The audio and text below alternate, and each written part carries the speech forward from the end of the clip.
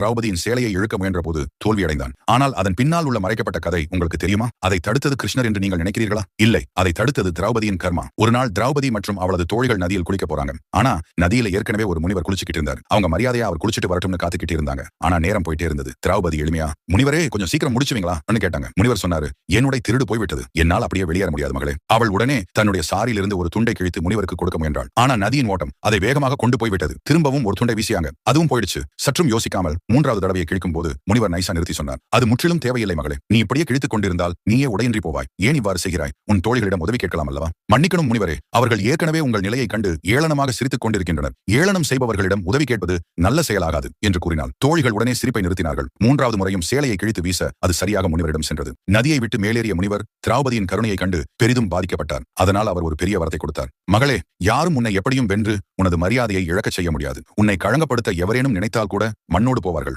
நான் இறைவனுக்கு கட்டளையிடுகிறேன், எந்த சமயத்திலும் எவரின் துணையும் உனக்கு கிடைக்காமல் போனாலும் இறைவன் தானே முன் நின்று உன்னை காப்பான் என்று கூறி வரத்தை அளித்தார். ஒரு நதிக்கரையில் நடந்த சிறிய சம்பவம் தான் வரலாற்றை மாற்றியது. ரொம்ப விசாலமான மனிதன். முதல்ல வியாசனை புரிஞ்சதான் மகாபாரதம் புரியணும். உனக்கு மகாபாரதம் புரியாது. ஃபர்ஸ்ட் உனக்கு என்ன புரியணும்? வியாசனை புரியணும். வியாசனை புரியலாம் உனக்கு என்ன புரியாது? மகாபாரதம் புரியாது. உனக்கு வியாசனை சொல்லவே இல்லை. இல்லைங்க, இது அப்படி இல்லை. அங்கே என்னாச்சுன்னா அங்கே வைஷ்ணவ தத்துவம் ஒன்று இருக்குது. அங்கே என்ன இருக்குது? வைஷ்ணவ தத்துவம் இருக்குது. ஏகமாக இருக்கிறது கடவுள் அப்படின்னு ஒன்று இருக்குது. ஏகமாக இருக்கிறது கடவுள். கடவுள் ஏகமாக இருக்குது, எல்லாரும் பெண்ணாக இருக்கிறாங்க. அதோட எல்லாருமே என்ன பண்ணுவாங்க? வைஷ்ணவ தத்துவம் ஒன்று இருக்குது. வியாசனுக்கு அது தெரியும். அந்த தத்துவத்தை புரிஞ்சுன்னு அதுக்கு ஒரு கேரக்டர் உருவாக்கி அதுக்கு ஒரு பேர் வச்சு அதை தனியாக ஒரு இடத்துல வளர்க்குற மாதிரி உருவாக்கி என்ன பண்ணுறான்? அதை 2 பேர் காலிச்சாங்க, ஷேர் பண்ணினாங்க. இங்கே இருப்பார், அட் அ டைம் அங்கேயும் இருப்பார். அங்கேயும் இருக்க முடிஞ்சா என்னவா இருக்க முடியாது? லண்டன்லையும் பிரான்ஸ்லையும் இருக்கிற ஒன்று இது வெட்ட வெளி தான். அப்போ அந்தாலும் புரிஞ்சுருக்குது. யாருக்கே வியப்புக்குரிய அவனுக்கு என் ஒன்றா புரிஞ்சுனான்னு நம்ம கதையை புரிஞ்சு பாண்டான்னு கதையை உருவாக்கினான். பண்ணிட்டானுங்க, சூதாட்டத்தில் விட்டானுங்க. எனக்கு எதுதான் ஆடை? கிருஷ்ணன் தான் ஆடை. விட்டாராப்பா? புரிஞ்சிச்சானா?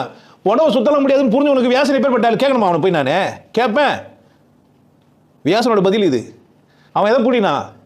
சூன்யத்தை என்ன ஆக்கிட்டாவா? ஆடை ஆக்கிட்டா. என்னை படைத்தது யாரு? விஷ்ணு. என்னை படைச்சது யாரு? விஷ்ணு. இந்த உடல் யாருக்கானது? விஷ்ணுக்கானது. பார்க்கட்டுமே, அது எனக்கு தடையாக இருக்காதா?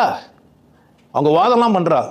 இந்த இவ்வளோ பேர் இருக்கிற சபையில், இந்த மாதிரியான ஒரு சபையில் இப்படி ஒரு எனக்கு எப்படி இந்த மாதிரி ஒரு இதுனா எனக்கு இல்லை வெக்க யாருக்கே? கடவுளுக்கு. ஏன் பிரச்சனையா? என்னை படிச்சது எப்படி படிச்சது? அப்படி தானே படிச்சது. அதுதானே பார்க்குறேன். அதனால் எனக்கு என்ன புரியுது? என்ன சொல்கிறேன்? என்னை படித்தபடி நான் இருக்கிறதுல எனக்கு என்ன இல்லை. இப்போ துணியை விட்டாரா? அவரே நின்னாரா? அவருக்கு முன்னாடி அவர் தான் இருந்தார். முழுசும் அவர் எதுக்குள்ளே தான் இருந்தா? கடவுளுக்குள்ளே தான் இருந்தா. அதனால் நிர்வாணம்னு ஒன்று புரியாது. நான் கடவுளுக்குள்ளே உண்டானவன், கடவுளால் ஆனவன், கடவுள் தான் என்னை எல்லாம் வழிநடத்துதுன்னா எனக்கு என்ன இருக்காது? எனக்கு எந்த சூதாட்டத்துலேயும் எந்த பிரச்சனையும் எனக்கு வராது. எந்த சூழ்ச்சியும் உன்னை தாக்காது. ஏன் என்ன இல்லை உங்ககிட்ட? நீ ஒரு முழு நிர்வாணமாக நிற்கிறதுக்கு தகுதி ஆகிட்ட. பாஞ்சாலி எப்படி பார்க்கலாம்? உங்கள் இஷ்டம். எப்படி பார்த்துக்கலாம்?